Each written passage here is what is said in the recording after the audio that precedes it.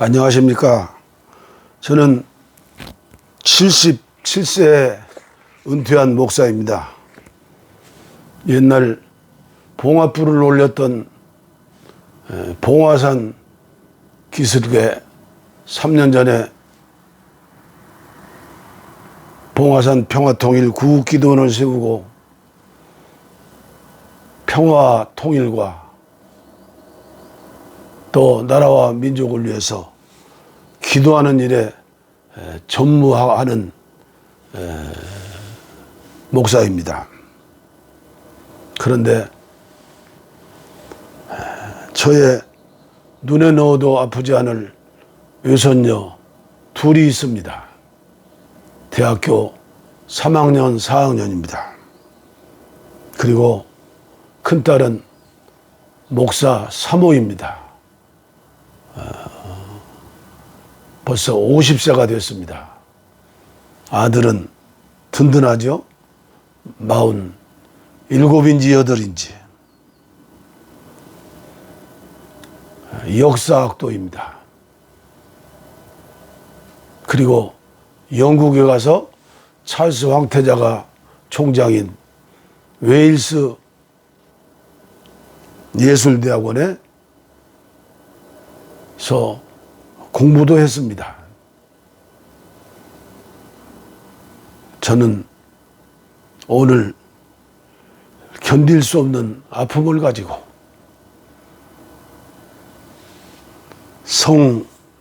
성소수자와 그 부모들의 이야기, 커밍 아웃 스토리 두 번째 분의 그 글을 소개해 올리려고 합니다. 만약에 나의 사랑하는 손녀들이 성소수자라면, 사랑하는 나의 딸과 아들이 성소수자 중에서 동성애자라면 어떻게 할까? 예수님이라면 어떻게 하실까? 예수님의 마음은 동일시죠. 동일시, 아이덴티. 한 마음으로 하나 되어 사랑하는 것. 근데 한국교회는 성경에 8군데 나오는 동성애자 돌로 쳐 죽여라, 소돔성이 망했다, 이 문자적인 해석을 가지고 십자가 위에서 지구촌의 모든 오고 오는 사람들, 그리고 모든 죄악을 담당하시고 피 흘려 죽으시고 지금도 부활하셔서 승천하셔서 하나님 보좌 우편에서 우리 모든 사람들이 구원받기를 위하여 기도하고 계시는 우리 주님이신데, 그리고 주님께서는 보혜사 성령을 보내주셔서 우리에게 늘 말씀하시고 사랑하라고 새로운 계명을 주시고 계속 말씀하시는데, 한국교회는 전쟁이 붙었습니다. 코로나19 때문에 잘못하면 나라가 절단나게 생겼는데, 교회가 무너지게 생겼는데, 차별금지법, 동성애자들을 인정하는 법을 만들지 말라고 광화문에서, 국회의사당에서, 모든 유인문을 통해서 한국교회는 돈도 많은가 봅니다. 국민일보에 계속해서 나오는 겁니다. 저는 너무나 안타까운 마음으로 지구촌에 수억의 동성애자들, 성소수자가 있는데, 우리나라에도 수백만이 성소수자, 동성애자들이 있는데 그들의 영혼은 어떻게 할까? 제가 기도원에 오기 전에 제가 아는 상식으로는 동성애자들이 마음 놓고 들어갈 수 있는 교회는 3군데가 있었습니다. 몇십 명 안 모였죠. 거기에 목사님 아들도 있고 목사님 딸도 있고. 이제 겨우 동성애를 인정하는 무지개교회, 간판단 교회가 전국에 19개라고 그러죠. 이 영상을 보고 계시는 사랑하는 성도 여러분, 목사님들,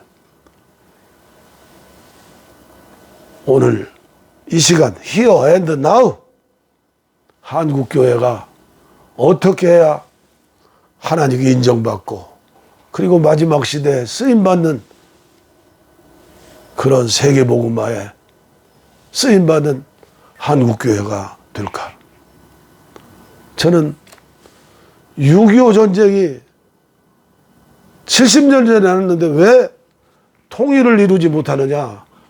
동성애자들을 인정하는 사람들이 있기 때문에 통일이 안 된다고. 몇 년 전에 세월호 그 사고 때는 우리나라를 대신해서 심청이가 임당수에 빠진 것처럼 하나님이 그렇게 하셨다고? 말도 안 되는 소리를 합니다. 우리 아들이 얘기합니다. 아버지, 그 목사님들 무슨 말이에요 그게? 왜? 동성애자들은 사랑하되 동성애자를 인정하는 법은 반대한다. 이게 말이 되는 소리입니까? 저는 할 말을 잃었습니다. 왜 의식하는가? 왜 이중인격을 가졌는가? 우리 아들 말을 나는 인정하고 수긍합니다. 동성애자들을 사랑하면 어떻게 그들의 영혼을 구원할까? 그들을 어떻게 교회의 문턱을 낮춰서 오게 할까? 하나님의 말씀을 전할까? 동성애가 죄라고 막 쏟아부으면 오겠습니까?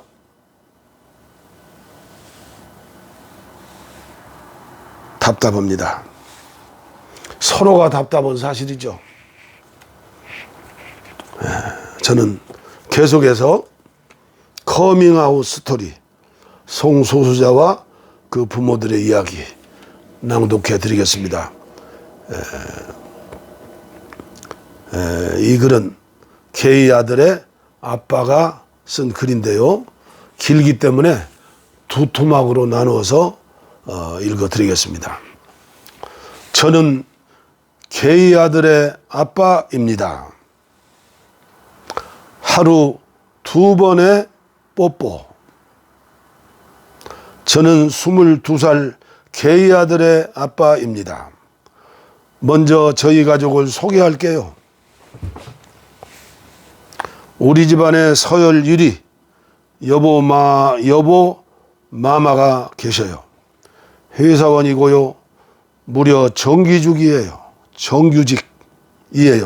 그 다음 서열 2위는 원어원을 사랑하는 고딩 딸이 있고요. 3위는 게이 아들, 마지막 4위는 저예요. 저는 비정규직, 좀 멋진 말로 프리랜서, 기업교육 강사예요. 원래 제 순위는 6위였는데 집에서 기르던 바다 거북이 2마리가 떠난 후 제 순위가 올라갔어요. 지금부터 2년 전 어느 날 제 아들의 커밍아웃을 받고부터 지금까지 저와 저희 가족 그리고 제 주변에 일어난 일들을 들려드릴게요. 우선 이 이야기의 주인공인 제 아들은요, 제가 너무 바쁘고 힘들어할 때 태어났습니다. 아들은 예뻤습니다. 자기 자식이 안 예쁜 아빠가 어디 있겠습니다만 그래도 제 아이는 예뻤습니다. 30대 초반의 바쁜 나날 속에서 제가 아들을 대하는 시간은 하루에 1시간 이내였습니다. 휴일도 2시간을 넘기진 않았고요. 대부분 자는 모습을 봤어요. 자고 있는 아들에게 뽀뽀하고 출근했다가 퇴근해서 자고 있는 아들에게 뽀뽀하는, 그러니까 하루 2번의 뽀뽀가 수면 중인 아들에게 제가 하는 아빠짓의 대부분이었지요. 미안한 마음은 없었습니다. 돈 벌기 바쁘다는 핑계로 모든 걸 스스로 용서했나 봐요. 둘째 딸이 태어나기 전까지 아들은 제 변명이었습니다. 회사 일에서 느끼는 수치와 모멸감을 버틸 수 있게 해주는, 아들은 건강하게 잘 자랐습니다. 투니버스 채널로 도라에몽을 즐겨봤고요. 초등학교 갔을 때 체육을 싫어하더라고요. 등산을 데리고 다녔지만 별로 좋아하지 않았습니다. 그저 아빠를 위해 가주는 수준이었습니다. 집에서 혼자 놀거나 아니면 4살 밑에 동생을 울렸죠. 지금 생각해 보면 그렇게 크는 건데 그때는 그걸 몰랐습니다. 제가 아들을 혼낸 기억의 대부분은 동생의 울음소리 때문이었습니다. 그렇게 혼낸 기억 때문에 아직도 괴롭습니다. 미안해, 아들. 아들은 새로운 걸 좋아했습니다. 초등학교 저학년이던 어느 날, 아빠, 세상에 곤충 다음으로 개체수가 많은 건 조개예요, 조개. 조개의 98%는 먹을 수 있대요. 라는 놀라운 이야기를 했습니다. 아니, 이 말의 진위를 떠나 퍼센트를 알고 있다니? 정글에서 살아남기 같은 책을 즐겨 읽고 저에게 얘기해 주었습니다. 어려운 단어를 기억해서 제게 얘기해 주는 아들이 예쁘고 신기했습니다. 행복했습니다. 어떤 때는 바둑을 배우고 싶다고 해서 바둑학원에 보냈습니다. 조금 다니다 그만두었습니다. 그렇게 다양한 학원들을 조금씩 다니다 그만두었습니다. 미술, 피아노, 만들기, 태권도 등등. 그러나 어느 날 마술을 배우고 싶다고 했습니다. 마술 학원에 보냈습니다. 이번엔 오래 다니더라고요. 나중엔 개인 교습도 받았고요. 그러더니 모든 가족 앞에서 마술 공연을 했어요. 학교 학예회 때에도 출연했고요. 인기였습니다. 이건 귀여운 수준이 아니었어요. 대단했지요. 그때는 아들이 커서 마술사가 될 거라고 생각했습니다. 아무튼 그때 아들은 남들 앞에 나서기를 좋아했습니다. 아들의 편지. 그러다가 중학교에 가며 순식간에 어두워졌습니다. 공부를 못했습니다. 아니, 안 했습니다. 멍하고 있었습니다. 학교에는 흥미가 없었고요. 제게 얘기도 안 했고 다가오지도 않았습니다. 그냥 사춘기인 줄 알았습니다. 그때 아들은 자신에 대해 알기 시작하고 있었답니다. 저는 전혀 몰랐습니다. 그냥 정말 사춘기인 줄 알았습니다. 멍한 아들을 더 심하게 혼냈습니다. 저는 나쁜 아빠였습니다.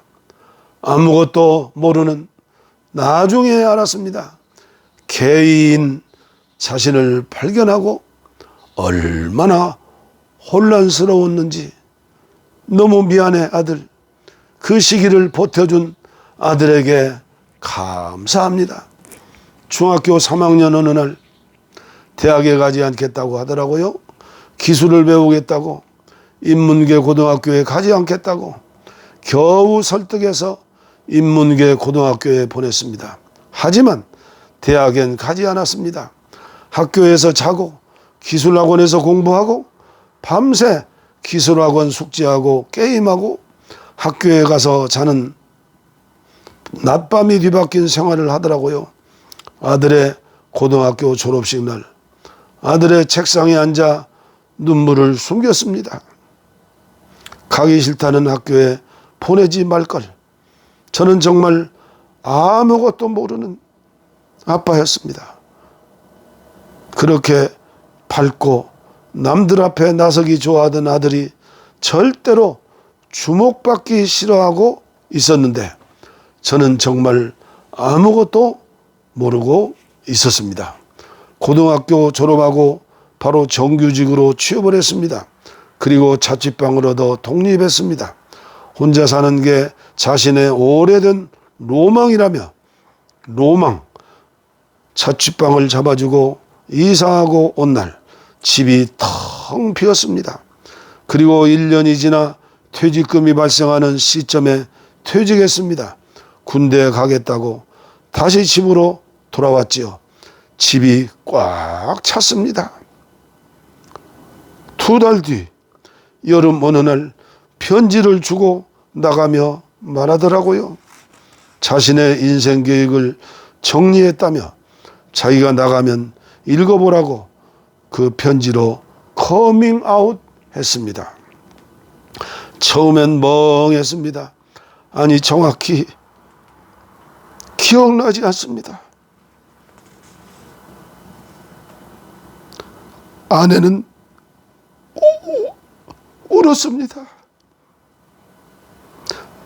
아들이 남기고 간 책과 유인물을 읽으려 했지만 눈에 들어오지 않았습니다. 컴퓨터 바탕화면에 동성애 아들과 독실한 크리스찬 엄마에 관한 영화를 다운받아 놨답니다. 봤습니다. 영화는 게이 아들이 자살하는 내용이었습니다. 지금 현재 눈앞에 없는 아들이 걱정됐습니다. 그동안 힘들었겠다고, 알아주지 못해 미안하다고 카톡을 보냈습니다. 크크, 네 하는 답이 왔습니다. 그날 아들은 들어오지 않았습니다. 커밍아웃 다음 날 아내는 출장을 떠났습니다.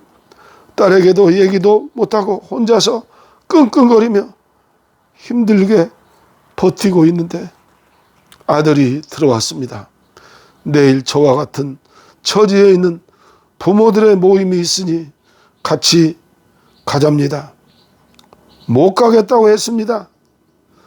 당장 어떻게? 그저 모든 것이 혼란스럽고 두려웠습니다. 아들과 가족의 미래가 지금 다른 부모들을 만날 때가 아니었습니다. 밤새도록 뒤척였습니다. 다음 날 어떻게 용기를 냈는지 모르겠지만 부모 모임에 같이 가겠다고 했습니다.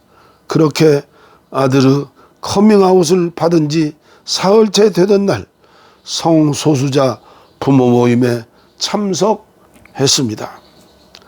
아들의 웃는 모습. 부모 모임은 낯설었습니다.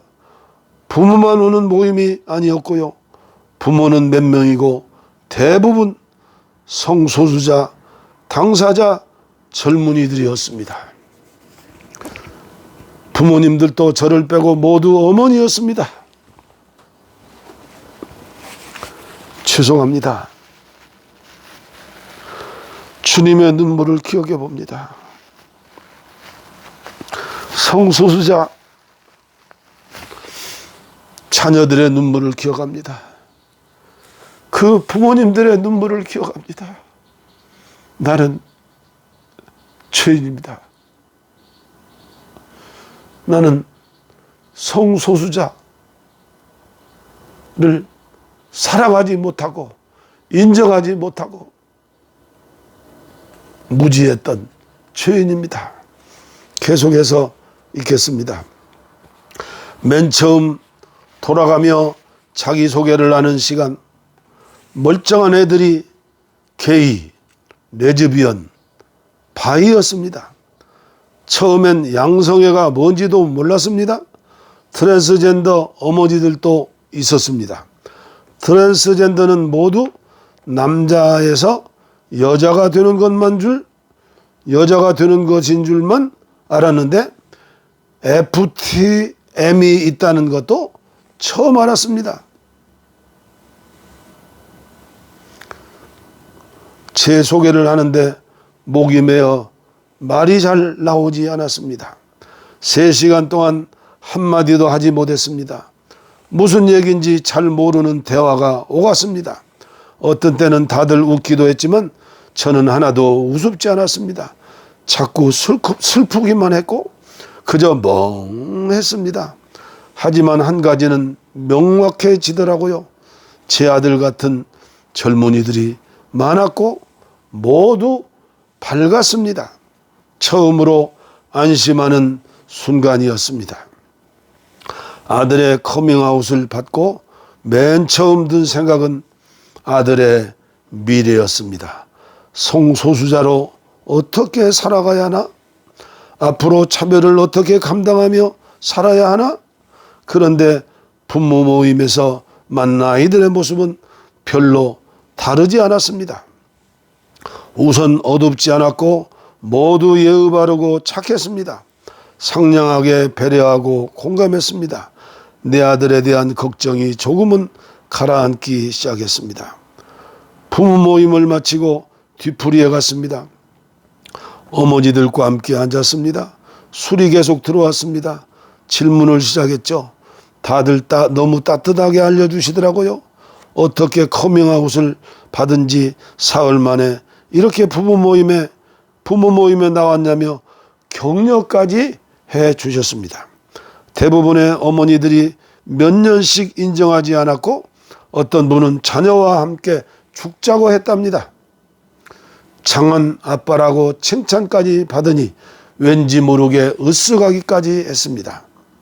제가 앉은 테이블 저쪽에 아들이 다른 친구들과 얘기하고 있었습니다. 그렇게 밝게 웃으며 떠드는 아들의 모습은 10년 만이었습니다. 눈물이 올라왔지만 참았습니다.